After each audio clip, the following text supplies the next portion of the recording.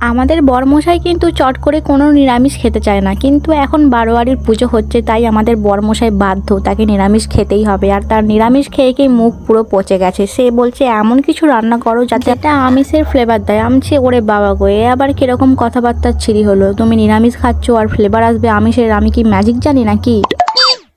এইসব বলতে বলতে বড় মশার সাথে একটু টুকটাক ঝগড়াও বেঁধে গেল। তো আজকে আমাদের ঘরে হচ্ছে লাউ শাকের ঝাল আর ডাল আর ভাত আর বেসন বড়া। আমার কিন্তু কুমড়ো শাকের থেকে বেশি লাউ শাকের ঝালটাই বেশি ভালো লাগে। অনেকেরই মনে প্রশ্ন আসে জানো তো, যে চচ্চড়ি করি কিন্তু দোকানের মতো বিয়েবাড়ির মতো কিছুতেই হয় না।